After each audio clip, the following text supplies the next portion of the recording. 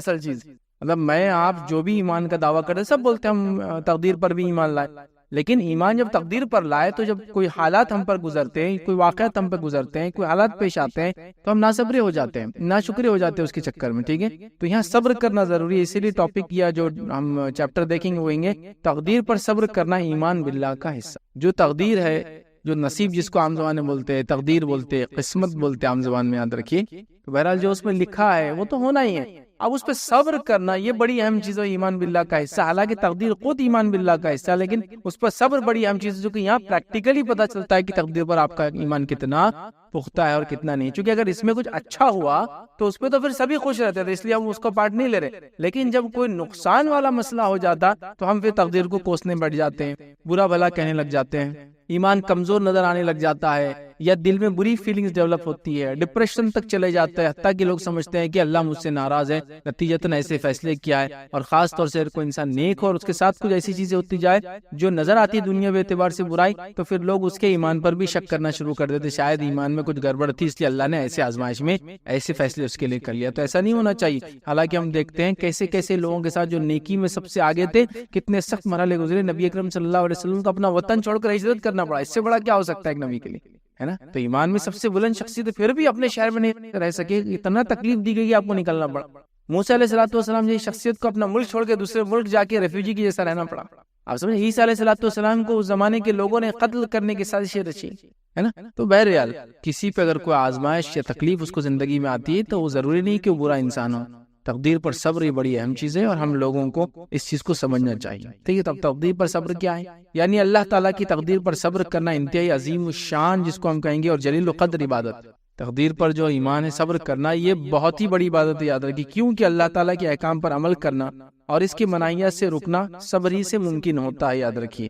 اب صبر کے تعلق سے یاد رکھیے اس کی صبر کی 3 قسمیں، اور ہم خاص طور سے تقدیر پر صبر کرنا دیکھ رہے ہیں، لیکن صبر کی قسمیں بھی اس میں ہم دیکھیں گے مختصر سے، اور تقدیر پر صبر کرنا اصل چیز ہے، یاد رکھیے۔ تو صبر کی 3 اقسام ہیں۔ زبان سے اللہ تعالیٰ کا شکوہ نہ کرنا، مطلب زبان سے یہ نہیں بولنا کہ ہمارے ساتھ ہوا، ہمارے ساتھ ہی ہونا تھا، ہم ہی ملے تھے کیا، زبان سے شکوہ نہ کرنا۔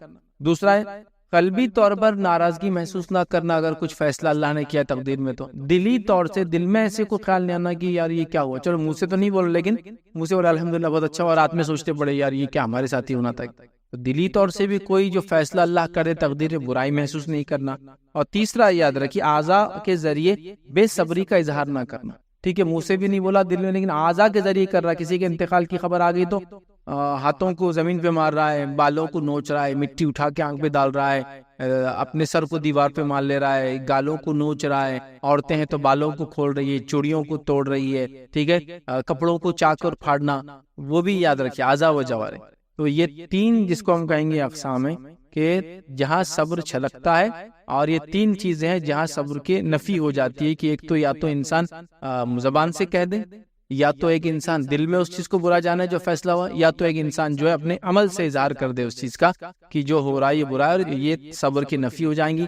اور صبر ایک بڑی عبادت ہے، یاد رکھیے، اور تقدیر کے فیصلوں پر صبر کرنا، یاد رکھیے، یہ ایمان باللہ کا ایک حصہ ہے۔ اب آئیے آگے بڑھتے، اللہ تعالیٰ کا کیا ارشاد ہے قرآن میں، دیکھیے اللہ فرماتا ہے سورہ تغابن سورہ نمبر 64 آیت نمبر 11 میں اللہ فرماتا ہے، کہتا ہے وَمَن يُؤْمِن بِاللَّهِ يَهْدِي قَلْبَهُ وَاللَّهُ بِكُلِّ شَيْءٍ عَلِيمٌ۔ اللہ فرماتا ہے، کہتا ہے جو اللہ پر ایمان لائے اللہ اس کے دل کو ہدایت دیتا ہے، اور اللہ ہر چیز کو خوب جاننے والا ہے۔ جو شخص بھی ایمان لائے اللہ اس کے دل کو ہدایت دے دیتا ہے، یاد رکھیں، جو شخص بھی ایمان لائے اللہ اس کے دل کو ہدایت دیتا ہے، اور اللہ ہر چیز کو خوب جاننے والا ہے، اور اللہ تعالیٰ ہر چیز کو جاننے والا ہے۔ تو اس آیت سے کیا پتہ چلی، یاد رکھیے، یعنی جو شخص اللہ پر ایمان لا کر اس کی کما حقہ تعظیم کرے، اس کے اوامر کو بجا لائے اور نواہی مطلب جس سے منع کیا اسے بچ کر رہے، تو اللہ اس کے دل کو عبادت، صبر اور اس کی تقدیر پر راضی رہنے پر تیار کر دیتا ہے۔ سمجھ رہا بات کو؟ اللہ تعالیٰ جو کیا کرتا ہے، صبر، اس کے دل کو عبادت، صبر اور اس کی تقدیر پر راضی کرنے کے لیے تیار کر دیتا ہے، ٹھیک ہے؟ تو لہٰذا اس آیت کا معنی ہم دیکھ رہے ہیں، جو اللہ پر ایمان لائے اللہ اس کے دل کو ہدایت دیتا ہے، مطلب جو ایمان لائے اللہ اس کے لیے تمام چیزیں آسان کر دیتا ہے، عبادت آسان کرتا ہے، صبر کرنا آسان کرتا ہے، تقدیر پر ایمان لا کر اس کے فیصلوں کو وہ مان لیتا ہے، یاد رکھیے، یہ اس کا معنی یاد رکھیے۔ اب اس آیت کی تفسیر میں جو میں نے بہرحال بتایا، اس میں صبر بھی داخل ہے، تقدیر پر ایمان اور صبر بھی داخل ہے۔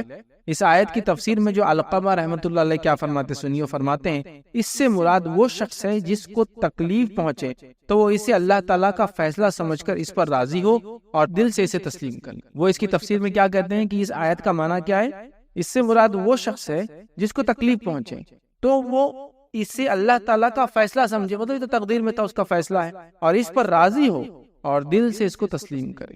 یہ اس کی تفسیر کا معنی لکھتے ہیں۔ اسی طرح جو ہے ابن جریر الطبری اس کی تفسیر میں اس آیت کی، اور خاص طور سے علقمہ رحمۃ اللہ علیہ کے قول کی تفسیر میں وہ اس پہ اور کچھ کہتے ہیں، مطلب اس قول پہ اپنا کمنٹ لکھتے ہیں، اور وہ کیا کہتے ہیں سنیے۔ علقمہ رحمۃ اللہ کے قول نہایت درست ہے۔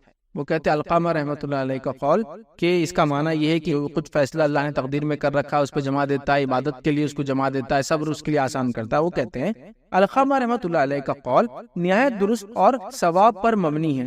یاد رہے مصائب اللہ تعالیٰ کی تقدیر سے آتے ہیں، اور تقدیر کا دار و مدار اللہ تعالیٰ کی حکمت پر ہوتا ہے، اور اللہ عز و جل کی حکمت اس بات کی متقاضی ہوتی ہے کہ وہ ہر امر کو اس کے انجام کے مناسب اور موافق جیسا ہونا چاہیے اور جتنا ہونا چاہیے ٹھیک ہے مقام پر رکھا جائے، جس سے یہ بات واضح طور پر معلوم ہوتی ہے کہ جب بھی بندے کو مصیبت پہنچے تو اللہ کی طرف سے بندے کے لیے اسی میں خیر ہوتی ہے، اس مصیبت میں خیر ہوتی ہے۔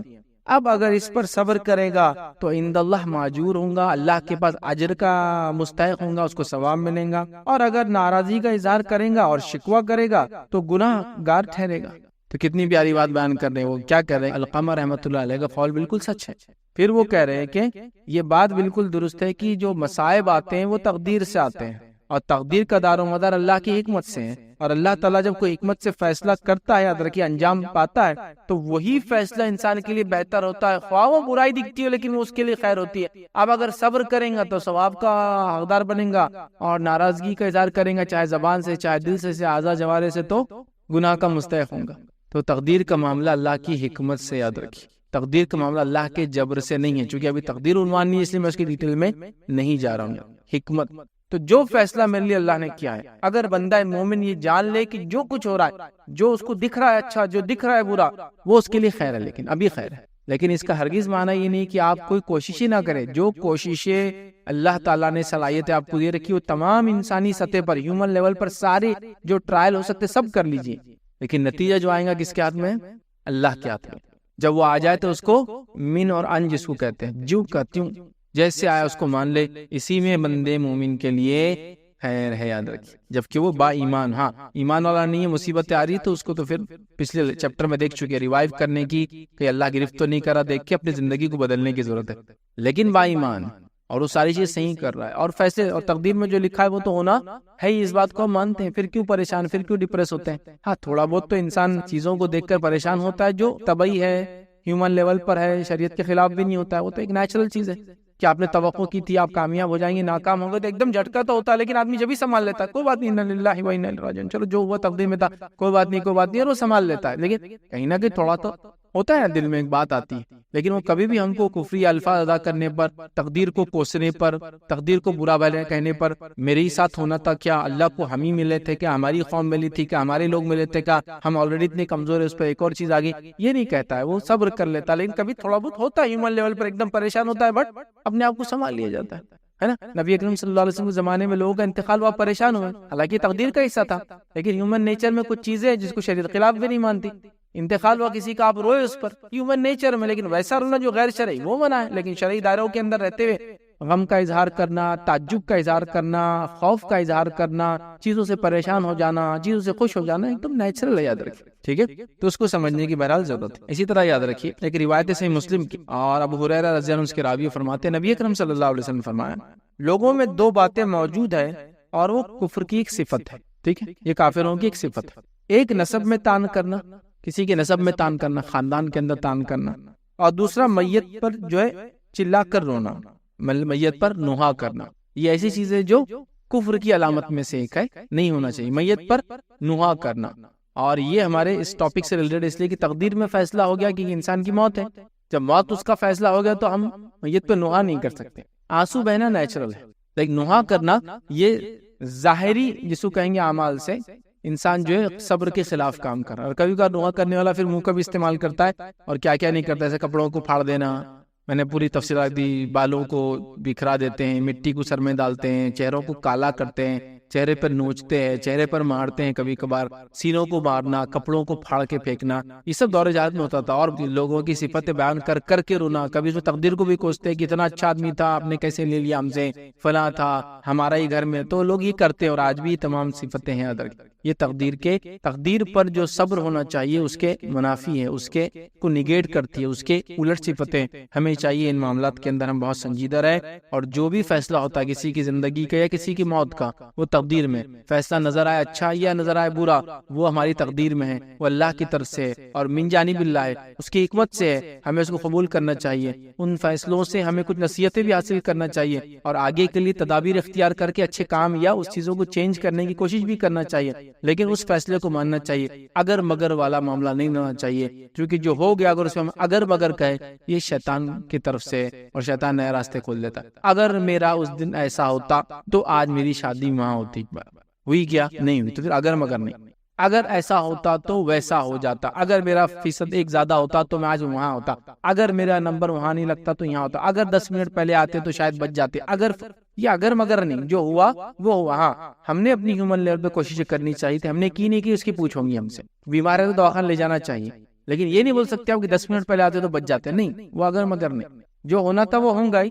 اگر ہم 10 منٹ پہلے لاتے تو ہم کو خوشی یہ ہوتی کہ ہم نے علاج کرنے کی کوشش کی، بس ہیومن لیول پر. لیکن ان کی موت کا وقت ٹل نہیں سکتا کہ 10 منٹ پہلے آتے تو اور 10 سال زیادہ جیتے تھے. وہ طے تھا. ناکام ہونا ہے سب کچھ کوشش کے بعد، وہ طے تھا. سب کچھ اچھا کرنے کے بعد بھی آپ کے خاندان والے آپ سے برا سلوک کریں، یہ طے تھا. آپ نے کیا سب کچھ، انہوں نے بولا خاندان نکل جاؤ گھر سے، جائیداد نہیں ملیں گی فلاں، آپ کو نکلنا پڑا تقدیر میں.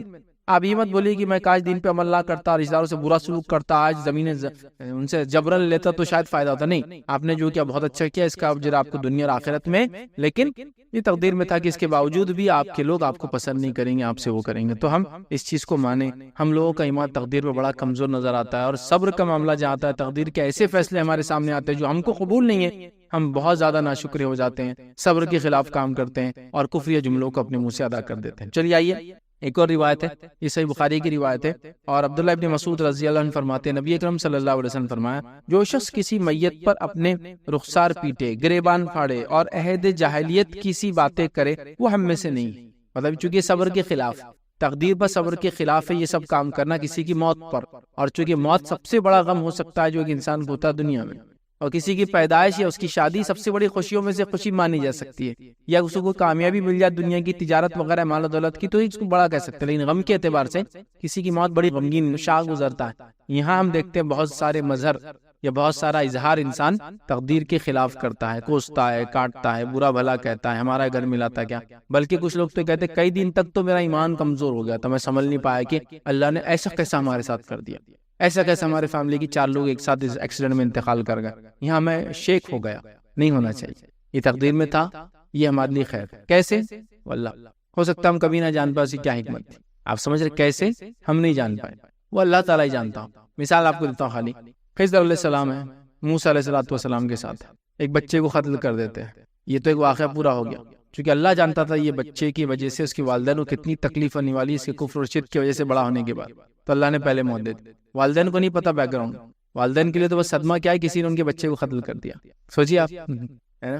تو وہ کیا سوچ رہے ہیں ایسا کیسا ہو سکتا ہے؟ اگر وہ ایمان والے ہیں اور انہوں نے صبر کیا ہوگا تو وہ یہ سوچ رہے ہیں کہ جو وہ اللہ کی طرف سے نہیں ہوا تو ایسا کیسا صحت مند بچہ ابھی تو گیا تھا، کوئی کیسا قتل کر سکتا، یہ کیسا ہو سکتا، اللہ ہمارا بچہ ہم سے کیسے چھین سکتا. یہ سب ایسی باتیں ہو رہی ہے. لیکن وہ حکمت ہم کو پتا چلی اس پورے کیس سے کہ خضر علیہ السلام کے ذریعے اللہ نے کیوں اس بچے کو قتل کروا، چونکہ بڑا ہو کر وہ اپنے شرک اور کفر کے ذریعے اپنے والدین کو بہت زیادہ جس کو کہیں گے نقصان پہنچانے والا تھا، تکلیف ہوتی تھی، ان کو ایذا ہوتی تھی وغیرہ وغیرہ. سمجھ رہے ہیں بات کو؟ کشتی وہ جا رہی ہے، کشتی میں انہوں نے سوراخ کر دیا، اچھی خاصی کشتی میں سوراخ. اگر وہ با ایمان شخص تھا اور اگر تقدیر پہ مانوں گا تو یہ کہیں گا اللہ کی طرف سے تھا یہ مسئلہ، اور نہیں ہوا تو کہیں گا اب بھی تو بنایا تھا یار، یہ کیا ہو گیا، یہ کیا میرے ساتھ ہی ہو رہا، کیا میرے ساتھ ہی ہو رہا تھا، کہ یہ کیسی تقدیر ہے، یہ کیا ہو رہا میرے ساتھ، ہے نا. بیک گراؤنڈ تو ہم کو معلوم کہ وہ خضر علیہ السلام نے خاص کیا تھا. کیوں؟ بادشاہ وہ کشتیاں جو ثابت تھی ان کو پکڑ لے رہا تھا اور کشتیاں چھین لے رہا تھا، اور اس کی کشتی میں سوراخ ہونے سے پھر کیا ہوا، اس نے اس کو نہیں چھینا اور چھوڑ دیا. سمجھ رہے بات کو؟ تو اللہ ہی جانتا ہے حکمت. یہ تو بہرحال بتائے گی کئی چیزیں ہیں جو ظاہراً ہم کو لگتی ہے ایسا نہیں ہونا چاہیے، لیکن اللہ ہی جانتا ہے وہ ہمارے لیے بہتر تھی۔ لوگوں کا ملنا، لوگوں کا چھوٹنا، لوگوں کا پیدا ہونا، لوگوں کا مرنا، چیزوں کا نعمت کا ملنا، نعمت کا چھن جانا، صحت کا ہونا، صحت کا چلی جانا، سب میں حکمت ہے، سب میں فائدہ ہے۔ اگر صبر کر لے اس پر تکلیف کے معاملے میں تو اجر ہے، جزا فضا کریں گا تو گناہ گار ہوگا، بس ختم۔ ہم خوشی کا کیوں لے رہے؟ خوشی میں تو آدمی پھر اچھا ہی پازیٹیو ہے، تقدیر کے بارے میں کوئی نیگیٹو نہیں سوچتا کہ میری تقدیر میں تھا کہ میرے کو اتنے بچے ہو جانا، کوئی نہیں بولتا۔ میری تقدیر میں تھا کہ میں مال و دولت مل جانا، کوئی نہیں بولتا، لیکن چھن گیا تو ہر کوئی کمپلین کرتا۔ تو اس لیے تقدیر پر صبر ایمان کا ٹوٹ حصہ، اس بات کو ہم سمجھیں۔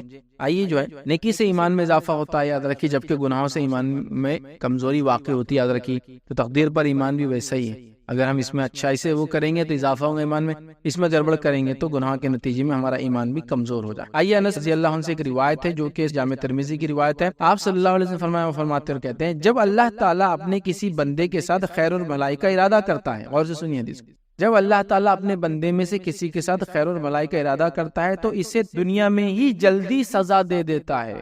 سبحان اللہ۔ جب اللہ اپنے کسی بندے میں سے کسی کو جو ہے پسند کرتا ہے، محبوب رکھتا ہے اور اس سے بھلائی کا ارادہ کرتا ہے تو بھلائی کے ارادے کے نتیجے میں وہ دنیا میں اس کو جلدی سزا دیتا ہے۔ جلدی سزا کیوں دیتا ہے؟ ہر انسان خطا کار ہے، گناہ سب سے ہوتے ہیں، تو اللہ تعالیٰ آخرت میں اس پہ کوئی بوجھ نہ رہے بلکہ دنیا میں اس کو سزا دے دیتا ہے۔ سمجھ؟ لیکن مانگنا نہیں چاہیے، ایسا مانگنے کا حکم نہیں۔ کوئی یہ نہ کہے کہ اللہ مجھے دنیا میں سزائیں دے دے۔ ایک صحابی نے ایسی کیا، بیمار ہو، نبی اکرم صلی اللہ علیہ وسلم ان کے پاس پہنچے، کہا کوئی تو نے دعا وغیرہ کر لی ایسی؟ تو کہا ایک دعا کی تھی، اللہ مجھے اپنے گناہوں کی سزا دنیا میں ہی دے دے۔ تو کہا اسی کا نتیجہ تم دعا کیا کرتے ہیں؟ ربنا آتینا فی الدنیا حسنۃ وفی الآخرۃ حسنۃ، دنیا بھی خیر کر، اللہ آخرت بھی خیر، یہ کرتے۔ یہ کیوں کہہ دے دینا ہے؟ مانگنا نہیں ہے، لیکن اللہ تعالیٰ اپنے نیک بندوں کے ساتھ یہ کرتا ہے کہ ان کو دنیا میں ان کا تاکہ معاملہ رفع دفع کرے، آخرت میں وہ گناہوں کے اعتبار سے ہلکے ہو جائے، کیا کرتا ہے؟ ان کے ساتھ خیر کا ارادہ کرتا ہے تو ان کو جلدی سزا دے دیتا ہے دنیا کے اندر ہی۔ اور جب اپنے کسی بندے کے ساتھ شر برائی کا ارادہ کرتا ہے تو اسے گناہوں کی سزا کو روکے رکھتا ہے، یہاں تک کہ قیامت کے دن اسے پوری پھر قیامت دن سزا دیتا ہے۔ تو اللہ تعالیٰ جب اپنے نیک بندے کے ساتھ خیر کا ارادہ کرتا ہے تو دنیا میں سزا دیتا ہے۔ تو کسی پہ اگر کوئی آزمائش آئے، آپ پر آئے یا کسی اور پر آئے، تو کبھی بھی اس کو گناہ گار انسان تصور مت کیجیے، ہو سکتا اللہ کا محبوب اور چہیتا ہو، نتیجتاً دنیا میں ہی اس کا بدلہ گناہوں کا مل جا رہا ہے تاکہ آخرت میں وہ گناہوں کی بوجھ سے ہلکا ہو جائے۔ اور کیا ہی خیر اور کتنی اچھی بات ہے نا کہ دنیا میں اللہ اس کو ہلکا کر دے رہا، چونکہ آخرت میں جہنم اور جنت ہی ہے، تو وہاں بھگتنے کے بدلے یہاں مل جائے، کتنا اچھا۔ لیکن مانگنا نہیں، پھر کہہ رہا ہوں تو توبہ کرنا ہے گناہوں سے، دنیا اچھی اور آخرت اچھی کی دعا کرنا ہے۔ بٹ اللہ اگر ایسا کرتا ہے کسی کے ساتھ، ہوتا ہے نا، کوئی بہت اچھے دین کی بات کر رہے تھے، کچھ ہو گیا اور پکڑے گئے، جیل میں ڈال دیے گئے، ہم لڑ رہے کتنی باتیں کر، دیکھو کتنے گناہ گار تھے، یہی سزائیں مل رہی ان کو۔ نہیں، ہو سکتا اللہ تعالیٰ یہ سزا جو ان کو دے رہا ہے، یہ ان کے گناہوں کا جو کچھ ان سے ہوئے ہیں اس کا بدلہ یہاں دے رہا ہے تاکہ آخرت میں اس بندے کو اللہ ہلکا اٹھانے والا ہے۔ اور اللہ گناہ گار کو کیا کرتا ہے؟ جب اس سے شر کرنا چاہتا ہے، معصیت اور گناہوں میں چھوڑ دیتا ہے، یہاں تک کہ اس بھی مرتا ہے، پھر آخرت میں پورا بدلہ دیتا ہے اس کو۔ آخرت میں جو عذاب ملیں گا وہ جہنم کا ہوگا اس کے۔ سمجھ رہے بات کو؟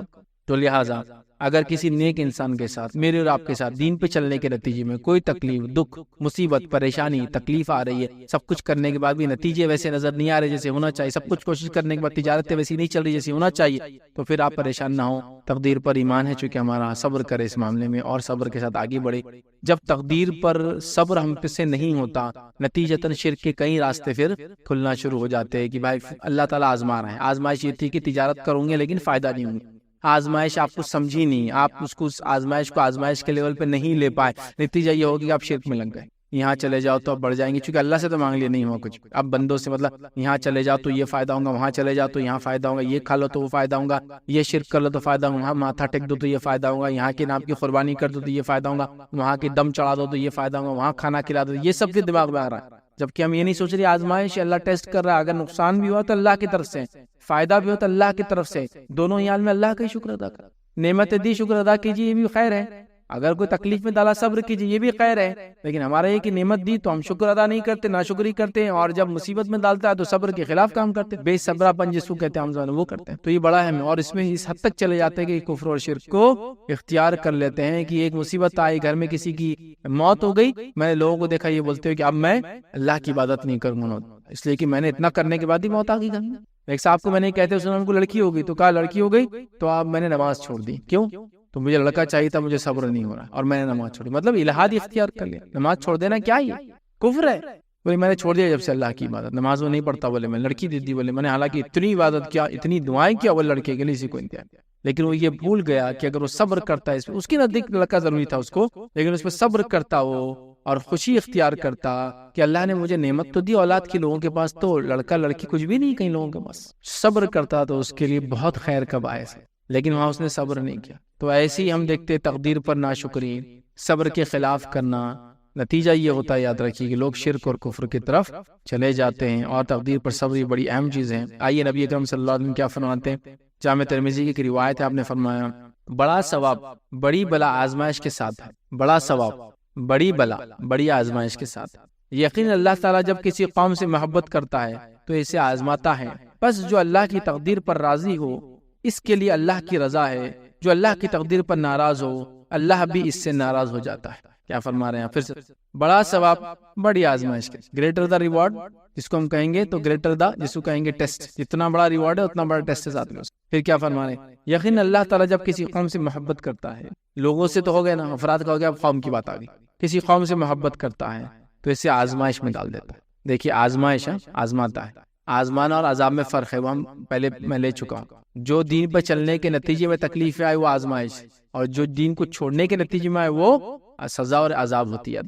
تو دین پہ چلنے کے نتیجے میں آزمائش آتی ہے، تو کوئی دین پہ چل رہا ہے، نماز واز نہیں، جو ہو رہا بولے اب یہ تو چلو برداشت کرنا اس لیے کہ میری آزمائش ہے، نہیں، آزمائش یہ سزا ہے، تو اپنے آپ کو جس کو کہیں وارننگ سے جاگ لے اور اپنے آپ کو بدل لے۔ تو بہرحال اللہ تعالیٰ جب کسی قوم سے محبت کرتا ہے تو اسے آزماتا ہے، بس جو اللہ کی تقدیر پر راضی ہوا، مطلب آزمائش میں کیا ہوگا، نقصان ہوگا، تکلیفیں آئیں گی، دکھ ہوگا، رزق چلا جائیں گا، مال چلا جائیں گا، جائیدادیں چلا جائیں گی، دولت چلا جائیں گے، اسٹیٹ چلا جائیں گے، پراپرٹی چلا جائیں گے، کچھ بھی ہو سکتا ہے، صحت چلی جائیں گی، کچھ بھی ہو رہا ہے، اس ساتھ ایک سے ایک نقصان ہو رہا ہے یہاں سے وہاں تک، لیکن وہ اس پہ راضی ہو جاتا ہے کہ اللہ نے بس تقدیر میں لکھا تھا، جو راضی ہو اللہ اس سے راضی ہو جاتا ہے، اور جو تقدیر سے ناراض ہوا اللہ تعالیٰ بھی اس سے ناراض ہو جاتا ہے۔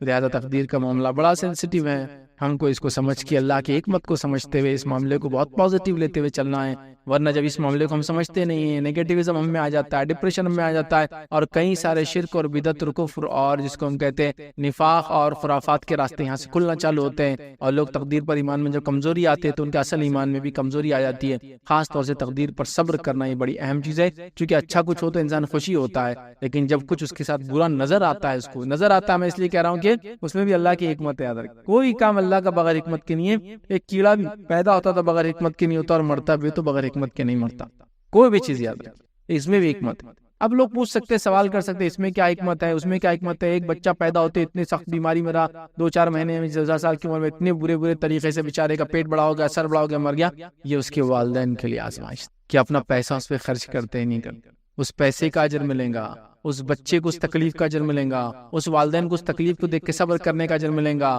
اس پر پیسہ خرچ کرنے کا اجر ملے گا، اس کی وفات پہ صبر کرنے کا اجر ملے گا، اور کسی کی موت پر، بچے کی موت پر انسان اگر صبر کر لے، کسی کی موت پر یا محبوب چیز اللہ چھین لے اس پہ صبر کر لے، سوا جنت کے اور کوئی بدلہ نہیں۔ تو آپ کو جنت دی گئی نا، اس کے بدلے اس کو تو مل ہی رہی ہے، آپ کو بھی دی گئی۔ الٹیمیٹ ڈیسٹینیشن کہاں جانا ہے آپ کو اور مجھے، چاہے جیسے بھی جائے، جانا تو ایک ہی جگہ ہے، تو جنت ہے جہنم میں، تو ہم تو جانا چاہ رہے ہیں جنت کے اندر۔ اب جنت میں یا تو زندگی گزار کے جائے یا کم وقت دنیا میں گزرے، ڈیسٹینیشن پہ پہنچے، یہ اصل چیز ہے نا۔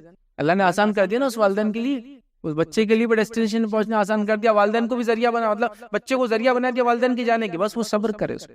لیکن ہم انسان سمجھتے نہیں، بھائی یہ کون سی طریقہ، اتنی تکلیف میں فلاں ہو گیا، یہ ایسی بیماری پہ مرا، اس کو بیماری سے وہ تکلیف ہوئی، اسے گناہ جھڑے، سمجھنے کی ضرورت ہے۔ اور جب یہ نہیں سمجھتا تو آدمی تقدیر کو برا بھلا کہنے لگتا ہے، اور کبھی کبھار اس کے خلاف جا کر وہ سمجھتا ہے کوئی طریقہ ہے جس سے میں تقدیر کو چینج کر سکتا ہوں، اور پھر جادو ٹونے شرک کفر بدعت اور پتہ نہیں کہاں کا جاتا ہے، بلکہ یہاں تک میں نے سنا اللہ سے تو مانگ لیے نہیں ہوا، اب فلاں سے مانگ کے دیکھ لیتے ہیں، تو یہاں تک لوگ چلے جاتے ہیں۔ تقدیر پر ایمان مضبوط ہونا بے حد ضروری ہے، خاص طور سے صبر کا معاملہ جب اللہ تعالیٰ آزماتا ہے کوئی فیصلہ کر کے اپنا، جس کو ہم کہیں گے تقدیر پر صبر کرنا۔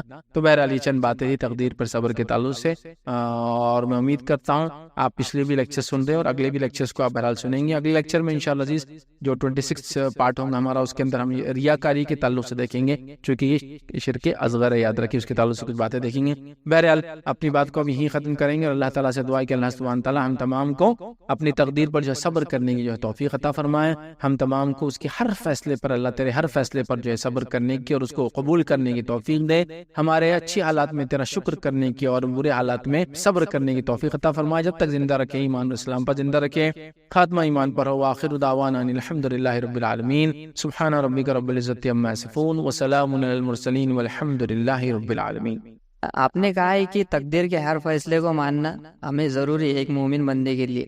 تو میں نے یہ کہیں پر پڑھا ہے کہ تقدیر لکھنے کا اختیار تو اللہ تعالیٰ کو ہے, لیکن اس نے ہمیں ایک ہتھیار دیا ہے جو کہ دعا ہے, جس سے تقدیر بدل سکتی ہے. کیا یہ سچ ہے کہ سچ میں دعا سے تقدیر بدل سکتی ہے؟ بھائی نے سوال کیا کہ انہوں نے کہیں سنا کہ دعاؤں سے تقدیر بدل جاتی ہے. تو یاد رکھیے دعا سے تقدیر بدل جاتی ہے, یہ بات جو ہے ایک حدیث کے اندر ہے, لیکن دعاؤں سے تقدیر بدل جاتی ہے اس کا کیا معنی ہے وہ آپ کو سمجھنا پڑے گا. دعاؤں سے تقدیر بدل جاتی ہے جو بات کہی گئی اس کا معنی یہ, علماء جو اس کی تشریحات کرتے ہیں اس میں سے ایک معنی یہ ہے کہ بندہ دعا کرے گا یہ بھی اللہ تعالیٰ نے تقدیر میں لکھا ہوگا, اور وہ دعا کرے گا بول کے اللہ پھر اس کو بدل دیں گا, یہ بھی اس کا لکھا ہوا ہوگا. یہ اس کا معنی ہے کہ دعا سے تقدیر بدل سکتی ہے. جو معنی اور مفہوم ہے حدیث کا, اس کا میننگ بھی علماء لکھتے ہیں ایسا ہے کہ بندہ دعا کرے گا یہ اس کے تقدیر میں لکھا ہوگا پہلے سے, تو جب بندہ دعا کرے گا تو اللہ اس کو پھر بدل دیں گا, جس کو ایک عام زبان میں کہیں گے if this then this, if this مطلب ہوتا ہے نا کہ اگر یہ تو یہ ملے گا, نہیں تو یہ ملے گا.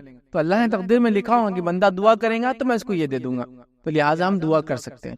دوسرا اس میں یہ بھی آتا ہے کچھ حدیثوں کے اندر کہ صلہ رحمی کرنے سے جو ہے عمر میں اضافہ ہوتا ہے, جبکہ تقدیر میں تو عمر پہلے لکھی جا چکی, ایک دم ابتدا میں لکھی جا چکی. تو اس کو بھی علماء یوں سمجھاتے ہیں کہ جب انسان صلہ رحمی کرتا ہے تو عمر میں اضافے سے مراد یہ کہ اللہ عمر میں برکت دے دیتا ہے کہ کم عمر میں زیادہ کام لے لیتا ہے, یا اتنی برکت دیتا ہے کہ بڑی بڑی عمریں والے جو کام نہیں کر سکتے کم عمر میں شارٹ ایج میں لوگ اتنے کام کر کے دنیا سے چلے جاتے ہیں. تو یہ معنی ہے تقدیر کا جامع معاملہ. تقدیر میں لیکن باتیں طے ہو چکی ہیں, اور تقدیر کا معاملہ یہ ہے کہ یہ ہماری پیدائش مطلب کائنات کے وجود میں آنے سے 50,000 ایئرز پہلے لکھ دی گئی.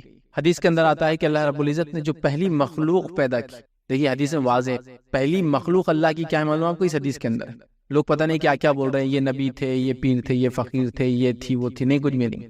پہلی مخلوق اللہ تعالیٰ نے جو پیدا کی وہ ہماری کائنات نے وجود میں آنے سے 50,000 سال پہلے کی, وہ تھا قلم, اور اس سے کہہ دیا لکھ دے ہر وہ چیز جو ہونا ہے, اور قلم نے لکھ دیا ہر وہ چیز جو ہونا ہے. یہ 50,000 سال پہلے ہوا کریشن سے, سمجھ رہا. تو پتا چلا 50,000 سال پہلے دنیا کائنات کے وجود میں آنے سے پہلے ہی اللہ تعالیٰ نے کیا کیا ہونے والا سب کچھ لکھ چکا ہے. ستارے, سیارے, حتیٰ کہ آپ کے بال کب کون سا بال کب اگیں گا اور کب جھڑیں گا, مطلب چھوٹی چھوٹی پتا کب لگیں گا اور پتا کب جو ہے چڑھیں گا, بیج کہاں گریں گا اور کیسے اگیں گا, ہر چیز تقدیر میں لکھی ہے. سمجھ رہے بات. تو دعائیں جو تقدیر بدل دیتی ہے اس کا میننگ ہے. اور دوسرا سوال یہ تھا کہ تقدیر کے فیصلے کو بدلنے کے لیے دعائیں کرنا اللہ کے فیصلے اور صبر کی کیا خلاف ہے؟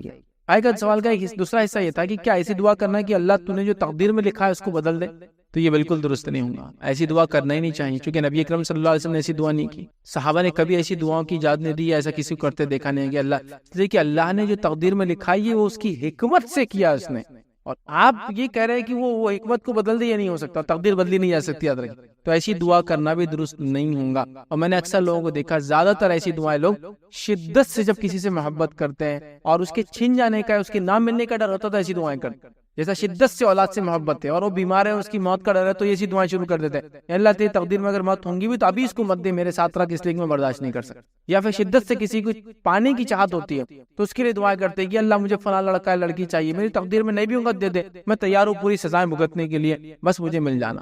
یہ ہوتا ہے یاد رکھ. تو شدت سے محبت کسی کو حاصل کرنے یا کسی کے دور جانے کی ہوتی ہے جب ایسی چیزیں کرتا ہے. تقدیر یاد رکھیے, ایسی دعائیں کرنا بالکل درست نہیں ہے. نبی اکرم صلی اللہ علیہ وسلم صحابہ نے کبھی ایسی دعائیں نہیں کی, نہ سکھلایا, بلکہ اللہ تعالیٰ کے جو فیصلے ہوتے ہیں حکمت سے ہوتے ہیں, اس کو مان لینا یہی ہمارے لیے خیر و بہتر ہے. اور کوئی ایسی دعا بھی کرتا ہے تو غلط دعا ہے, اور ایسا کچھ ہوگا بھی نہیں کہ اس کی دعا کرنے سے اللہ تعالیٰ کوئی فیصلہ بدلے گا کہ نہیں اللہ تو ایسا کر دے, میں تیار ہوں سزا بھگتنے کے لیے. تو ایسا نہیں ہوتا. اللہ تعالیٰ نے جو طے کر چکا اللہ تعالیٰ ویسے ہی کرتا ہے, لیکن بندے کو اس کا گناہ ملے گا کہ اس نے ایسی دعائیں کی جس کا اس کو حق نہیں تھا کہ ویسی وہ دعائیں کرے. میرا سوال ہے کہ اگر اللہ نے کسی کی تقدیر میں اولاد نہیں رکھا یا پھر اسے اولاد نہیں ہو رہی, تو لوگ کیا کرتے, کسی فقیر کے مزار پر جا کے, کسی ولی کے مزار پر جا کے وہ جھولے وغیرہ چڑھاتے ان کو, اور پھر اولاد ہو جاتی تو ان کا بولنا یہ رہتا کہ جب ہماری تقدیر میں نہیں تھی لیکن ہم نے یہاں پہ جھولا چڑھائے, دیا اللہ نے کی, لیکن یہ جھولے کا چڑھانا بھی ہماری تقدیر میں ہی لکھا ہوا تھا, اس کے چڑھانے کی وجہ سے ہم کو اولاد ملی. اس کی کیا حقیقت ہے؟ بھائی نے ایک سوال کیا کہ اگر اللہ نے کسی کو بے اولاد رکھا پھر وہ کسی غیر اللہ کے پاس چلے جاتے ہیں، کسی مزار، پیر، فقیر یا ولی، زندہ یا مردہ انسان کے پاس جاتے ہیں جس سے ان کی عقیدت ہوتی ہے کچھ دے سکتے ہیں یا لے سکتے ہیں، پھر وہاں جاتے ہیں اور جا کر مانگتے ہیں، پھر اولاد ہو جاتی ہے، تو پھر وہ کہتے ہیں دیکھو تقدیر میں تھا کہ وہاں اللہ اولاد نہیں دیں گا، پھر ہم یہاں جائیں گے اور وہ جو کچھ عمل کیا وہ کریں گے تو ہم کو اولاد مل جائیں گی۔ یاد رکھیے ایک انسان کیسے کمائیں گا، حدیث ہے اس میں آپ نے فرمایا یا اس کا مفہوم ہے جس میں آپ نے فرمایا ایک انسان کتنا کمائے گا تقدیر میں لکھا جا چکا ہے، اب حلال سے کمائے یا حرام سے یہ اس کا اختیار ہے۔ ایک انسان کتنا کمائے گا تقدیر میں لکھا جا چکا ہے، حلال سے کمائے یا حرام سے یہ اس کا اختیار ہے، اس کی چوائس ہے اپنی۔ یاد رکھیے اتنی چوائس اللہ تعالیٰ نے ہم کو دے رکھی، یاد رکھیے کہ ہم چوائس کر سکتے ہیں، مطلب تقدیر ایسی نہیں ہے کہ ہر کام، یاد رکھیے ہر کام، مطلب لکھاوا تو ہے کہ بندہ ایسا کرے گا لیکن تقدیر کے اندر ہم کو تھوڑی چھوٹ ہے، کچھ چیزوں میں تو بالکل ہم کو وہ نہیں، اختیار نہیں، جیسا کہ تقدیر کا غیر اختیاری حصے میں آپ یہ کاؤنٹ کر سکتے ہیں کہ میرا لڑکا یا لڑکی پیدا ہونا، میرا ان ماں باپ سے پیدا ہونا، میرا دنیا کے اس علاقے میں پیدا ہونا، میری آنکھوں کا یہ رنگ ہونا، میرے بالوں کا یہ رنگ ہونا، میرا ہائٹ ویٹ وغیرہ، مطلب کچھ چیزیں میری اختیار میں نہیں ہے، میں ایسا ہوا ہوں اور ایسی تھا، لیکن کچھ چیزیں اللہ تعالیٰ نے میرے اختیار میں دی ہے کہ جب میں عمل کروں گا تو چوائس ہے، نتیجہ کیا ہوں گا اللہ کو معلوم ہے، اللہ نے وہ لکھ چکا ہے، لیکن مجھے چوائس ہے، یاد رکھیے اختیار کرنے کی، آپشنس ہے اس کے اندر بس اختیار کرنے کی کہ میں کیا کرنا چاہتا ہوں اس میں، ٹھیک ہے۔ اگر ایسا نہیں ہوتا کہ تقدیر میں جو بس وہی صحیح ہے، سب اس میں ہے بول کے ہو رہا ہے، تو پھر تو ایسا نماز چھوڑنے والے بولیں گے تقدیر میں تھا فجر میں نہیں اٹھا تو نہیں اٹھا، چور بولے گا میں تقدیر میں تھا چوری کرنا تو میں نے چوری کیا، سمجھ رہا؟ تو تقدیر میں ہے کتنا کمائیں گا لکھا ہوا، حلال سے کمائے حرام سے، تو تقدیر میں اس کو اولاد ہوں گی نہیں، وہ طے ہے، اب وہ مانگتا اللہ سے غیر اللہ سے، اس کا اختیار۔ اس حدیث کے مطابق اس واقعے کو ایسا سمجھ سکتے ہیں آپ سمجھیں کہ تقدیر میں تھا اس کی اولاد ہونا، اب وہ کس سے مانگتا ہے یہ اس کی چوائس تھی، اور اس نے وہاں کیا کیا، غیر اللہ سے مانگنے اختیار کیا، جبکہ اولاد اللہ ہی دینے والا تھا۔ ٹھیک، ایک واقعہ سناتا ہوں۔ عمر رضی اللہ عنہ کے زمانے میں ایک شخص نے چوری کی تو کہا گیا اس کے ہاتھ کاٹو، اب سیدھا ہاتھ کاٹا چاہتا ہے اتنا، جب چوری کی ہاتھ کاٹنا چاہتا اس نے کہا امیر المومنین آپ مجھے سزا نہیں دے سکتے اس لیے کہ میری تقدیر میں تھا چوری کرنا۔ ہاتھ عمر نے کہا ہاتھ تو کاٹو، جب ہاتھ کاٹ لیا تو کہا تیری تقدیر میں تھا ہاتھ کاٹنا، مطلب تیرا کٹنا اگر نہیں ہوتا تقدیر میں تو میں کاٹ بھی نہیں سکتا تھا، سمجھ رہے بات؟ تو اس نے اپنے گناہوں کو تقدیر پہ وہ ڈال رہا۔ تو آپ جو سوال کی ویسے ہی ہو، اللہ نے تقدیر میں لکھا تھا اولاد ہوں گی، لیکن آپ نے آپشن یہ کیا کہ آپ نے غیر اللہ سے اس کو مانگی، اور اب آپ یہ کہہ رہے ہیں کہ وہ جو ہم کو ہوا وہ ایسی طرح ملنا تھا چونکہ یہ تقدیر میں تھا، غیر اللہ سے مانگیں گے تو ملیں گی۔ اگر یہ بات کو دلیل بنا لے تو ہر مشرک اور ہر کافر بھی یہی دلیل بنائیں گا کہ ہمارے تقدیر میں بھی تھا کہ ہم ان چیزوں کی عبادت کریں اللہ کے علاوہ، تبھی تو ہم نے وہ کی، ورنہ ایسا کیوں ہوتا تھا؟ اور مشرکین نے سوال بھی کیا نا قرآن کے اندر، وہ قرآن کے اندر یہ بات بھی ہے کہ اگر اللہ چاہتا تو ہم سب اس کی عبادت کرنے والے پیدا کر دیتا۔ ان اللہ کا یہی تو وہ ہے کہ اس نے چوائس دی۔ دنیا کے اندر جو مخلوقات اللہ نے پیدا کی ان تمام مخلوق میں صرف دو مخلوق ایسی جس کو چوائس ہے، آپشن ہے دو چیزوں میں سے کوئی ایک چننے کا، پہلا انسان اور دوسرے جن، دونوں کو آپشن ہے، یا پہلے جن جو کہ پہلے پیدا ہوئے اور پھر انسان، دونوں کو آپشن ہے، باقی تمام مخلوق اللہ کی اطاعت گزار فرمانبردار ہوتی ہے، یہ دونوں کو صرف چوائس ہے۔ ٹھیک، اب ہمارے پاس ایک مسئلہ تقدیر کے ساتھ جو ہوتا ہے میں آپ کو آپ کے سوال میں اس کو ایڈ کر دیتا ہوں، یہ بھی ہے کہ ہمارے پاس جو کھلا ہے وہ چھوڑ کر جو چھپا ہے اس کے پیچھے ہم بھاگتے ہیں، تو آپ کے سوال کا جواب بھی اس میں، مثال کے طور پہ اللہ نے کہا غیر اللہ سے مانگنا حرام ہے، یہ کھلا ہے، اور آپ چھپی بات کو بول رہے کہ تقدیر میں تھا بول کے ہم نے مانگی، کھلا ہے کہ حرام ہے، آپ چھپی کی بات کریں، اور اللہ رب العزت نے قرآن میں ایسے ہی بیان کیا اور فرمایا والذی قدر فہدی، اللہ نے ہدایت بھی دی۔ تو اگر تقدیری سب کچھ تھی تو ہدایت دینے کی ضرورت کیا تھی؟ انبیاءوں کو بھیجنے کی، کتابوں کو بھیجنے کی ضرورت ہی نہیں تھی، یاد رکھیے۔ تو تقدیر لکھی لیکن ہدایت کے لیے انبیاء بھیجے، کتابیں بھیجی، یاد رکھیے۔ تو اس سے پتہ یہ چلا کہ کچھ چیزیں چھپی ہے تقدیر کی، لیکن کتاب و سنت کھلا ہے، کھلی کتاب و سنت بول رہی ہے کہ غیر اللہ سے مانگنا حرام ہے، اور آپ کیا بول رہے ہیں وہ چھپی تقدیر میں لکھا تھا میرے کی فلاں ہے۔ تو پہلے اوپن ٹیکسٹ کو آپ ڈینائی کر رہے ہیں جو اللہ نے اپنے نبیوں کے ذریعے اور بالخصوص آخری نبی کے ذریعے قرآن کی شکل میں اور آپ کی سنت کے ذریعے بھیجا، آپ اس کو کلیئر ڈینائی کر رہے ہیں اس میں غیر اللہ سے مانگنا حرام ہے، سمجھ رہے بات؟ اور آپ کیا بول رہے وہ چھپی تقدیر میں تھا میرے، اس لیے میں نے کھلے ٹیکسٹ کو ڈینائی کیا۔ بات کو سمجھیے، والذی قدر فہدی، قرآن نے بھی کہا ہم نے تقدیر لکھی اور ہدایت بھی دی۔ تقدیر کیا ہے؟ وہ چھپی ہوئی ہے۔ کھلی بات کیا ہے؟ جو ہدایت کے ذریعے آئی، ہم بس قرآن و سنت کے ذریعے، غیر اللہ سے مانگنا حرام ہے۔ تو لہٰذا انسان کتنا کمائیں گا، حلال یا حرام چوائس ہے، تو ویسی اولاد ہونا تھی، ان کو یہ بات طے تھی، اب وہ کس سے مانگتے ان کی چوائس تھی، اور یہاں انہوں نے کفر اور شرک کو اختیار کیا اولاد مانگنے میں، جبکہ ان کا کام تھا صبر کرتے، انتظار کرتے۔ جب بھی اولاد ملی تھی وہ اللہ کی طرف سے تھی، ابھی بھی انہوں نے جس سے بھی مانگا ہو، لیکن جو بھی نعمتیں چاہے اللہ سے آپ غیر اللہ سے آپ مانگے، اگر ملتی ہے وہ اللہ کی طرف سے ہی ہوتی ہے، لیکن آپ کو اللہ تعالیٰ نے کیا کیا؟ دنیا میں ڈھیل دے دیا، آخرت کی پکڑ بنا دیا، سمجھ رہے آپ کو؟ تو تو اس بات کو سمجھنے کی ضرورت ہے. تو لہٰذا کوئی یہ نہیں بول سکتا کہ میری تقدیر میں غیر اللہ سے مانگنا تو ہی اولاد ملیں گی. یہ بالکل اس کا غلط معنی ہے، تقدیر کا یہ غلط ہے، اور اس بات کو سمجھنے کی ضرورت ہے. اللہ سبحانہ و تعالیٰ کسی کی تقدیر میں کوئی پریشانی لکھ دے اور اس پہ وہ پریشانی آ جائے، تو معاشرے میں کچھ لوگ ایسے رہتے، وہ جو فقیر لوگ رہتے نا مزاروں کے باہر بیٹھے ہوئے، وہ بیچارے ان کے خود کے یعنی کہ لالے رہتے، اور لوگ کیا کرتے ان سے دعائیں کراتے، بولتے کہ آپ دعا کریں گے. یہ عقیدت یہ رہتی چونکہ آپ فقیر ہے، آپ دعا کریں گے تو ہی ہمارا اللہ یہ مسئلہ حل کریں گا، جبکہ اللہ نے ان کو اختیار دیا کہ خود بھی تو تہجد میں اٹھ کے دعا کر سکتے. اس کی حقیقت آپ بتاؤ، جو فقیر اور مرشدوں سے جو دعا کراتے یہ عقیدت کے ساتھ، کیا انہوں نے کرے تو ہی اللہ ہماری تقدیر سے یہ پریشانی دور کرے گا.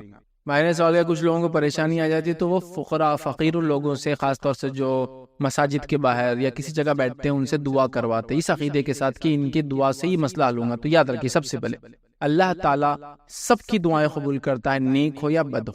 دوسری بات، کسی سے دعا کروانے کے لیے کہا جا سکتا ہے، یہ جائز ہے. تیسری بات، یہ سوچنا کہ انہی سے دعا قبول کریں گے، مجھ سے نہیں کریں گے اللہ، یہ کفریہ بات ہے. سیدھے سیدھے مطلب اللہ تعالیٰ سب کی دعا قبول کرتا ہے، نیک ہو یا بد ہو، آپ دوسرے سے دعا کرانا جائز ہے. لیکن تیسری بات جو آپ نے کہی اس میں غلطی ان کی ہے کہ وہ یہ سوچ رہے ہماری قبول ہی نہیں ہوں گی، لہٰذا ان فقیروں سے ہی کروانا پڑے گا. اور یہی عقیدہ ہے جو انسان کو کفر تک لے جاتا ہے. اور کفر سے بڑھ کر جب کوئی یہ سمجھ لے کہ ان کے ذریعے ہی دعا صرف قبول ہو سکتی ہے، ہماری اللہ سیدھے نہیں سنتا، تو یہ شرک اکبر والا عقیدہ ہو جاتا ہے. یا پھر یہ بھی سوچ لے کہ یہ وسیلہ بنتے ہیں، ان کے ذریعے ہی دعا سنیں گا، ان کے وجہ سے دعا سنیں گا، چونکہ غربت کی وجہ سے اللہ کے قریب ہے، تو یہ شرک اکبر ہو جاتا ہے. کیونکہ اللہ تو دعاؤں کو سیدھی سنتا ہے. سمجھ رہے آپ بات کو؟ تو اس کو سمجھنے کی بہت ضرورت ہے. تو دیکھیے دعاؤں کے تعلق سے اللہ رب العزت نے خود قرآن میں فرمایا وَإِذَا سَأَلَكَ عِبَادِي عَنِّي فَإِنِّي قَرِيبٌ أُجِيبُ دَعْوَةَ الدَّاعِ إِذَا دَعَانِي فَلْيَسْتَجِيبُوا لِي وَلْيُؤْمِنُوا بِي لَعَلَّهُمْ يَرْشُدُونَ. تو اس کے اندر اللہ نے فرمایا کہا جب میرا بندہ میرے بارے میں آپ سے سوال کرے تو آپ کہہ دے. لیکن عربی کے اندر جیسا میں نے آپ کہا ہے کہ عربی میں جیسا اللہ نے سوالات کیے گئے اس کے جواب میں قل کہا. یہاں دیکھیں قل کا لفظ عربی میں کہیں نہیں آتا ہے، حالانکہ ترجمے میں کہہ دو لکھا ہوا ہے، لیکن عربی میں قل کا لفظ نہیں ہے. سیدھا اللہ نے کہا کہہ دے کہ میں بہت ہی قریب ہوں، پکارنے والوں کی پکار کو جب بھی وہ مجھے پکارے قبول کرتا ہوں. اور اس لیے لوگوں کو بھی چاہیے کہ وہ میری بات مان لیا کرے اور مجھ پر ایمان رکھے، اور یہی ان کے لیے بھلائی کا باعث ہے. تو دعاؤں کے معاملے میں اللہ رب العزت سیدھے سنتا ہے. جب دعاؤں کے بارے میں سوال ہوا تو اللہ کے رسول صلی اللہ علیہ وسلم کو قل بھی نہیں کہا گیا، سیدھے کہا گیا کہ اللہ نے فرمایا انی قریب، میں ان کے قریب ہوں. یاد رکھ. تو لہٰذا دعاؤں کے معاملے میں تو اللہ سب کی سنتا ہے. تو اگر کوئی یہ کہے کہ انہی کی اب سنیں گا کیونکہ ہم مصیبت میں آ گئے، تو یہ تو بہت خطرناک جرم ہے، یاد رکھیے، اور گناہ کبیرہ یاد رکھیے. اس لیے کہ وہ کیا کر رہے ہیں، اللہ تعالیٰ کی رحمت سے ایک تو مایوس ہو جا رہے ہیں، اور یہ کہہ رہے کہ اللہ تو ہماری سنتا ہی نہیں. یاد رکھیے. اور یہ کفریہ اور شرکیہ اور شرک اکبر تک یہ عقیدہ لے جاتا ہے جو میں نے آپ کو ایکسپلین کر دیا. انہی کی سنیں گا تو آپ نے اللہ کی رحمت سے مایوس ہو گئے اور آپ نے کفر و شرک اختیار کر لیا. یہ سمجھا کہ یہ وسیلہ بنیں گے، تو یہی تو مشرکین کا عقیدہ تھا کہ یہ بت جو ہے ہمارے وسیلہ بنتے اللہ تک. تو لہٰذا یہ سوچنا کہ کوئی مصیبت آئی تو صرف ان فقیروں کے ذریعے دعا کرا کے ڈل سکتی، بالکل درست نہیں ہے. ہاں آپ خود بھی دعا کیجئے اور آپ دیگر لوگوں کو بول سکتے ہو، فقیر بھی ہو سکتے ہیں، لیکن کوئی ضروری نہیں فقیروں کے اللہ سنے. کیوں؟ تو بہت سارے فقیروں کو ہم نے دیکھا مستی خور ہوتے ہیں، فقیر ہوتے نہیں، فقیری کو اختیار کرتے ہیں، فقیری کو روزگار اور دھندا بنا لیا انہوں نے. تو ایسے لوگوں کی تھوڑی اللہ قبول کریں گے. تو آپ خود دعائیں کیجیے بھائی، دعا اپنی دعاؤں کے ساتھ دیگر لوگوں کو بولنے میں انشاءاللہ نیک اور صالح لوگ، کوئی اس میں حرج نہیں ہے. لیکن یہ سوچنا کہ اللہ انہی کی سنیں گا میری نہیں سنیں گا، یہ تو بہت بڑا کفری عقیدہ، اور یہ تو مشرکین کا شرک تھا. یاد رکھیے کہ وہ یہ سوچتے تھے اللہ سیدھے نہیں سنتا ہے، لہٰذا انہوں نے مختلف بت بنا دیے تھے، وہ وسیلہ تھے ان کے دعاؤں. تو یہ عقیدہ بھی کوئی رکھ رہا کہ یہ وسیلہ ہے، تو یہ شرک اکبر والا عقیدہ ہے. یاد رکھیے، سمجھے؟ تو لہٰذا یہ درست نہیں. وہ خود دعا کرے اپنی مصیبت کے حل کے لیے، اور جو نتیجہ آیا ہے اس کو قبول کرتے چلے جائے، چونکہ یہ تقدیر پر صبر میں آئیں گے. یاد رکھیے، اور اللہ تعالیٰ انشاءاللہ جو ان کے لیے بہتر ہوگا وہ فیصلے کرتا چلا. شیخ جیسے کہ آپ نے کہا کہ جو چیز یعنی کہ ہر چیز اللہ تعالیٰ نے مقدر میں لکھ دی ہے، تو لوگ اس میں جلد بازی کرتے اور لوگوں کے سامنے ہاتھ دکھاتے، لکیریں دکھاتے، اور پھر وہ یا پھر کسی وہ طوطے سے کارڈ وغیرہ نکلواتے. تو اس میں یعنی کہ عقیدے کا اس کا تعلق کیسا ہے کہ لوگوں سے جاننا چاہتے ہیں کہ ہمارے آگے تقدیروں میں کیا ہے؟ بھائی سوال کیا، کچھ لوگ جو ہے تقدیر کے معاملے میں جلد بازی کرتے ہیں اور وہ چاہتے ہیں کہ تقدیر میں کیا ہے پہلے معلوم ہو جائے، جس کے لیے وہ فارچون ٹیلرز کے پاس جاتے ہیں، شعبدے بازوں کے پاس جاتے ہیں، کاہنوں کے پاس جاتے ہیں، نجومیوں کے پاس جاتے ہیں، فال کھولنے والوں کے پاس جاتے ہیں، اور مختلف طریقے سے وہ ان کو بتانے کی کوشش کرتے ہیں آگے کیا ہوگا. تو دیکھیے تقدیر میں کیا ہونے والا ہے یہ کوئی نہیں جانتا.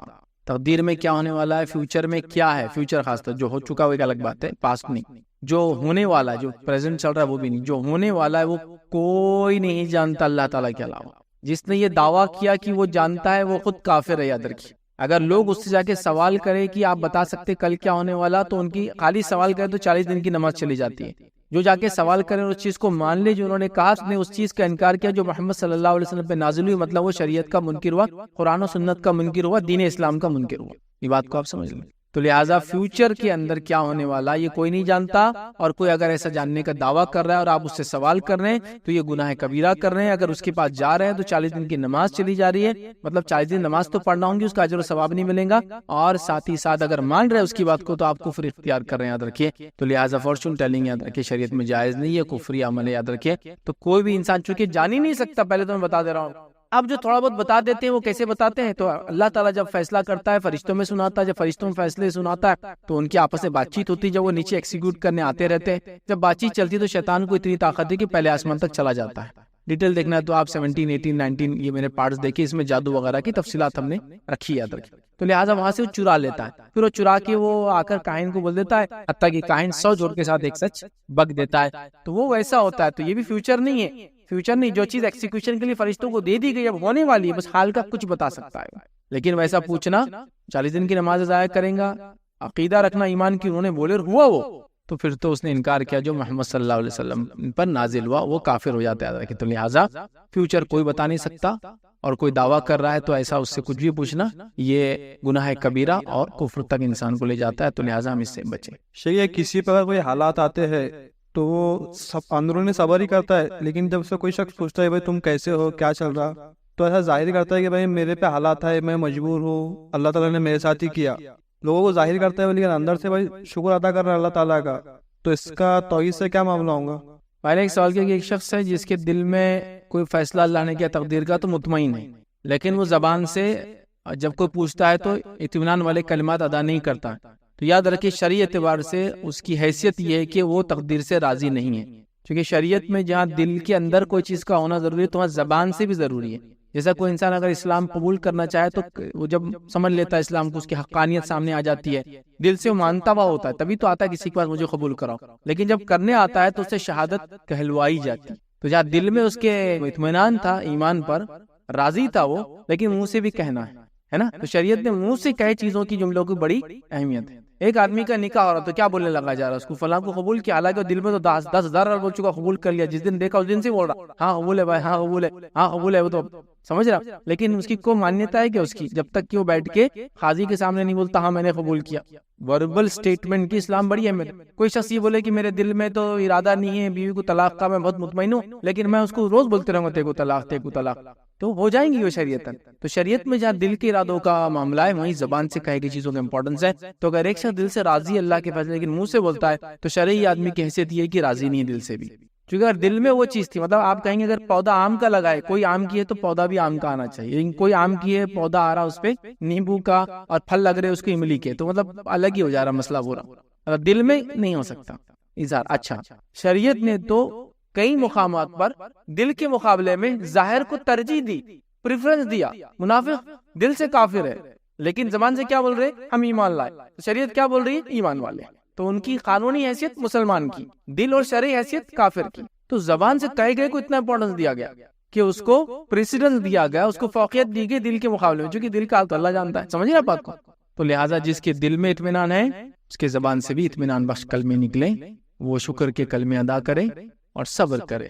اگر وہ دل میں بول رہا مطمئن ہوں، زبان سے بول رہا کہ میں راضی نہیں ہوں، اللہ نے میرے ساتھ ہی کیا ایسا ہوا، تو اس کو شرعی اعتبار سے اس کے دل کو بھی راضی نہیں مانا جائے گا، چونکہ دل کی کیفیت زبان سے چھلکتی ہے انسان کی. ٹھیک ہے، مجبوراً اسے کہلوایا گیا ایک الگ بات ہے، لیکن کوئی عام چیزوں پہ کیوں کہلوائیں گا کسی کو. تو اس معاملے میں یاد رکھیے اس کو احتیاط کرنا چاہیے. جو دل کی کیفیت ہے اس کو زبان پہ وہی چیز لانا چاہیے. شیخ اگر کسی کی موت روڈ ایکسیڈنٹ میں ہوتی ہے تو لوگ بولتے ہیں کہ یہ اس کی گناہ گاری کی وجہ سے ہوئی ہے، اور کچھ لوگ بولتے ہیں کہ ہو سکتا ہے کہ اس کو آخرت میں بہت زیادہ سزا ملنے والی ہوں گی، اس لیے اس کو دنیا میں ایسی دردناک موت آ گئی کہ وہاں زیادہ سزا نہ ملے. تو کیا یہ موت بھی تقدیر میں ہوتی ہے یا پھر یہ اس وجہ سے ہوتی ہے جو لوگ بتا رہے ہیں؟ پہلے سوال ہے کسی کی ایکسیڈنٹل ڈیتھ ہو جاتی ہے تو کچھ لوگ بولتے ہیں کہ یہ دردناک موت ہوئی، مطلب بری موت، مر گیا، گناہ گار ہوں گا. کچھ لوگ بولتے نہیں اللہ نے اس کو ہلکا کر دیا آخرت کے اعتبار سے. تو کیا یہ موت تقدیر میں؟ لیکن ہاں ہر چیز تقدیر میں لکھی. انسان کیسے مریں گا, پانی میں ڈوبیں گا, جانور کھا جائیں گے, جل جائیں گا, دب جائیں گا, ایکسیڈنٹل ڈیتھ ہوں گی, جو بھی ہوں گی. اب جب وہ انتقال کر گیا, جو آپ نے سوال خود کیا, سوال میں ہی جواب ہے. اگر نیکوکار انسان تھا اور ایسے اس کے ایکسیڈنٹل ڈیتھ ہوتی ہے جس کی وجہ سے وہ مرتا ہے, تو یقیناً اللہ رب العزت نے یہ موت دیکھا جس سے اس کو بھی تکلیف کافی اور اس کے گھر والوں کو بھی کافی دکھ ہوا. اللہ تعالیٰ نے اس کے کچھ گناہوں کی جھرتی لے لی اور اس کے بوجھ کو آخرت کے اعتبار سے انشاءاللہ ہلکا کر دیا. یاد رکھیے, ٹھیک ہے. اور اس سے کسی کے موت سے حسن خاتمہ ہے یا برا خاتمہ آپ اندازہ لگا نہیں سکتے. وہ اس کی دل کی کیفیت ہے جس کی بنیاد پر طے ہوگا کہ وہ حسن خاتمہ ہو یا نہیں ہو. کچھ صحابہ کو دیکھیے جلا کر ختم کر دیا گیا, کچھ صحابہ کو تیل میں ڈال دیا گیا, کسی کو جو ہے پھانسی دے دی گئی, الگ الگ سزائیں دی گئی, ٹھیک ہے. کسی کو برچھی مار دی گئی, جانوروں سے 2 ٹکڑے کرا دیا گیا. لیکن یہ ظاہری موت کو دیکھ کر ہم یہ نہیں بولیں گے بری اور اچھی تھی, وہ دلی کیفیت ان کی تھی. تو جو ایکسیڈنٹ میں ہوا لیکن نیکوکار تھا تو اللہ نے اس کے لیے کچھ نہ کچھ گناہ یقیناً ہلکا کیا آخرت کے اعتبار. اور اگر بدکار تھا تو ظاہر سی بات اللہ نے اس کو دنیا میں بھی سزا دی اور آخرت کے لیے بھی سزا ہے. لیکن یہ طے اس کی نیکی اور بدی بھی کیا جائیں گا ہم نہیں جانتے. تو کسی کی موت کے بارے میں یا کسی شخص کے حالات آپ کو زندگی کے نہیں معلوم تو ہم فیصلہ نہیں کریں گے کہ اچھی موت تھی یا بری موت تھی. اللہ بہتر جانتا ہے, دعا کر دیں گے اور معاملے کو چھوڑ دیں گے. لیکن اس شخص کے لیے ذاتی طور سے ہاں اچھی بھی ہو سکتی ہے اور بری, نیکوکار اور بدکار کے حساب سے اس کا معاملہ طے ہوگا. اور موت کیسی ہوتی ہے انسان کی بالکل طے ہے, جیسا وہ پیدا کس کو ہوں گا, کب ہوں گا, کیسے ہوں گا, تو کیسے مریں گا, یہ بالکل طے ہو چکا ہے, لکھا جا چکا ہے. اس میں ذرہ برابر ترمیم نہیں ہوتی. یاد رکھیے تقدیر کے معاملے میں تو معاشرے میں اکثر یہ چیزیں دیکھی جاتی کہ اگر کسی کے گھر میں کوئی لڑکی پیدا ہوئی اور اسی وقت میں کوئی مصیبت آ گئی گھر والوں پر, تو وہ تو لڑکی کو کوسنا شروع کر دیتے کہ لڑکی پیدا ہونے کی وجہ سے تو ہماری تقدیر پھوٹ گئی. یا پھر کسی لڑکی کی شادی ہوئی اور وہ جس گھر میں وہ بیاہ کے گئی وہاں پہ اگر کوئی پریشانی آ جائے, مصیبت ہو جائے یا کچھ حادثے میں اس کے شوہر کا ہی انتقال ہو جائے, تو سب لوگ مل کے تو لڑکی کو ہی کوستے کہ تو تیرے گھر میں, یعنی کہ تیرے قدم ہمارے گھر میں پڑے تو پریشانی اور مصیبتیں شروع ہو گئی. یعنی کہ تقدیر اگر کسی کی خراب ہوئی تو اس کا ظلم پورا ہے تو بچیوں پر ڈالا جاتا معاشرے کے اندر. تو آپ ایسے لوگوں کو کیسا نصیحت کرنا چاہیں گے اور اس کی حقیقت کیا ہے؟ پہلے سوال کیا کہ کوئی گھر میں کوئی چیز بری ہو جاتی ہے تو عام طور سے دیکھا تھا فیمیل کاؤنٹر پارٹ کو, مطلب عورت ذات کو برا مانا جاتا ہے, منحوس مانا جاتا ہے, نحوست والا. اور یہ کئی زمانے سے لوگوں میں ایک سسٹم تھا لیکن یہ بالکل غلط تھا کہ عورت ذات کو, لیڈی کو منحوس مانا جاتا ہے, نحوست والی, اس کے قدم میں نحوست مانے جاتے وغیرہ وغیرہ. جس کے نتیجے میں یہ ہوتا ہے کہ اگر وہ کسی گھر میں پیدا ہو جائے تو بولا جاتا ہے اب لڑکی پیدا ہوگی تو اس کے کچھ خرابی ہوگی, نقصان تو بولتے لڑکی کی وجہ سے ہو. اسی طرح اگر وہ شادی بیاہ ہو کے چلے جاتی, شوہر کا انتقال ہو جاتا, کچھ گھر میں نقصان تو بولتے تیرے قدم اچھے نہیں, تیرے قدم کیسے ہوا. تو یاد رکھیے کسی کی پیدائش سے یا کسی کے قدم سے دنیا میں اچھائی برائی آ ہی نہیں سکتی. سمجھ رہا, کسی کی پیدائش سے یا کسی کے قدم کی وجہ سے دنیا میں اچھائی برا آ ہی نہیں سکتی. جو تقدیر میں لکھا ہے وہ آپ کے ساتھ ہونا ہی, چاہے بیٹی پیدا ہونے کے بعد ہو یا اس کے بغیر ہو. لیکن لوگوں نے یہ ایک مزاج بنا لیا. لیکن اگر بیٹے پیدا ہونے کے بعد کوئی خسارہ ہو تو کیا بولتے کیا ہو, نہیں بعد میں کما کے دیں گے تو جان دو, اس کا برداشت کر لو. ٹھیک ہے, تو یاد ہے کسی لڑکے کے, لڑکی کے یا کسی کے پیدا ہونے سے کوئی خرابی یا کوئی اچھا آنے کا کوئی تعلق نہیں ہے. اسی طرح کسی کے قدم کے ذریعے نحوست, برائی یا تقدیر کے فیصلے نہیں ہوتے کہ بات تم بچی آگئی, شادی کر کے آگے, بیڑا غرق ہو گیا, اس کا بزنس ڈوب گیا, اس کے پیر خراب تھے, اسی نحوست تھی اس کے پیروں میں, اس نے برباد کر دی میرے بیٹے کو, کھا گئی, مر گیا تو بولتے کھا گئی اس نے, اور یہ کر لی وہ کر لی, کچھ بھی مطلب بالکل ہی عجیب و غریب باتیں ہیں یاد رکھیں. تو لہٰذا اس کی کوئی حقیقت نہیں ہے. جو لوگ بھی ایسا کر رہے ہیں بالکل غیر شرعی چیز کر رہے ہیں, یہ چیز بالکل غلط ہے. یہ ایسے توہم ہے جو شرعاً بالکل جائز نہیں. یاد رکھیے یہ حرام بھی ہے, اپنے ساتھ ساتھ کفر بھی ہے, اور کسی درجے میں شرک اکبر تک بھی لے جائیں گے اگر کوئی واقع میں کہ اس کے قدم کی وجہ سے اچھائی آئی اور اس کے قدم کی وجہ سے برائی آئی. کیسے ہو سکتا ہے؟ ٹھیک ہے, تو لہٰذا یہ بالکل صحیح نہیں ہے. جو لوگ بھی ایسا مانتے ایسا کرتے بالکل غلط ہے اور بالکل صحیح نہیں ہے. کسی کے قدم سے نہیں ہوتا, جو آپ کے تقدیر میں ہونا ہی ہے. اب یہ طے تھا کہ شادی کے بعد آپ کے ساتھ یہ ہونا ہے, طے تھا کہ بیٹی کے ہونے کے بعد یہ ہونا ہے, طے تھا کہ بیٹے کے ہونے کے بعد یہ ہونا ہے, وہ ہو رہا ہے. لیکن آپ اس کو بیٹے سے, بیٹی سے, شادی سے ریلیٹ نہیں کر سکتے. آپ یہ کہیں کہ شادی ہوئی لیکن اللہ نے تقدیر میں یہ لکھا تھا کہ یہ چیز ہونا ہے تو وہ تو ہو رہی اور چل رہا ہے. ہم صبر کریں گے اور کوششیں کرتے رہیں گے جو ہم کر رہے ہیں. لیکن لڑکی کو کوسنا, عورت کو کوسنا یہ بالکل بھی درست نہیں ہے. یہ سب توہم ہے, یہ برائی ہے, یہ حرام, شرک اور کفر تک انسان کو بہرحال لے جاتی ہے. لیکن کچھ لوگ جو حدیث میں دیکھیے کچھ اس طرح کے الفاظ آتے ہیں, جیسے صحیح بخاری کی حدیث کے اندر الفاظ ہے کہ اگر نحوست کسی چیز میں ہوتی تو عورت میں ہوتی, گھر میں ہوتی, گھوڑا, اور دیگر بھی الفاظ برحال روایتوں کے اندر آتے ہیں. ہوتی تو ہے لیکن اس کے اندر بھی یاد رکھیں. تو لہٰذا چونکہ وہ ہوتی تو ہے اور اس میں بھی اگر ہوتی تو نحوست عورت میں, گھوڑے میں, مکان وغیرہ کے لفظ جو آتے ہیں, یہاں علماء کی شرح میں یہ لکھتے ہیں کہ نحوست سے مراد بے برکتی, مطلب بے برکتی ہونا. اور اگر ہوتی تو مانا ہے مطلب ہے نہیں, اس کا مانا ہے اگر ہوتی تو مطلب بے برکتی ہوتی تو ان تین چیزوں میں ہوتی, لیکن اسی قسم کی کچھ صحیح روایتیں بھی آتی ہیں جس کے اندر یہ الفاظ ہے کہ نحوست کوئی چیز نہیں ہے، اور کچھ روایتوں میں دیکھیے یہ الفاظ بھی ہے کہ نحوست کوئی چیز نہیں ہے۔ اور 3 چیزوں میں برکت ہوتی ہے، وہ کون کون چیزیں ہیں؟ عورت میں، گھوڑے میں اور مکان میں۔ تو نحوست اگر کسی چیز میں ہوتی تو عورت میں ہوتی، لیکن ہے ہی نہیں، حدیث نے کہا۔ اور اگر وہ نحوست کو لیا بھی جاتا تو علماء لکھتے بے برکتی کے معنی میں لیا جائے گا، لیکن وہ منوس والا نہیں کہ جس سے تقدیر کے مطلب آپ نے جیسا سوال کیا کہ لڑکی پیدا ہو گئی تو بربادی آ گئی، شادی کر لیا تو بربادی آ گئی، اس سینس میں نہیں۔ اور وہ بھی حدیث جو بخاری کی اس میں ہوتی تو ہے، اس کا مطلب یہ ہے نہیں۔ جیسا کہ اگر مجھے کسی کو سجدہ کرنے کا حکم دینا ہوتا تو میں بیوی کو کہتا کہ شوہر کو کرو، لیکن اس کی بھی اجازت نہیں، سجدہ تعظیمی کے لیے کہا آپ نے، ہے نا۔ لیکن ایک دوسری روایت کے اندر سنن ابن ماجہ کی اس میں تو ایک دم واضح ہے کہ نحوست کوئی چیز ہی نہیں ہے۔ اور 3 چیزوں میں برکت ہوتی ہے، عورت، گھوڑا اور گھر۔ بہرحال اس کا معنی ہے کہ اچھی عورت ہو تو خیر و برکت آئیں گی، بری عورت ہو تو اس کی نحوست سے مراد بے برکتی، خیر کے الٹ چیزیں ہونے لگ جائیں گی۔ یہ اس کا معنی بالکل عام ٹرم میں۔ تو کوئی اس بات کو لے کے کہ عورت نحوست والی، چونکہ حدیث میں لفظ ہے لہٰذا وہ تقدیر میں ہوتی، تقدیر پہ کسی عورت، کسی گھوڑے اور کسی مکان سے فرق نہیں پڑتا، اسی برکتی اور بے برکتی کے معنی میں اس کو بھی لیا جائے گا۔ تو لہٰذا ایسی باتوں کو لا کر یا ویسے توہم جو مارکیٹ میں چلتے لے کر ہم لوگ عورت کو منحوس بالکل بھی نہ سمجھی، بالکل غیر شرعی اور غلط عقیدہ یاد رکھیں۔ آپ نے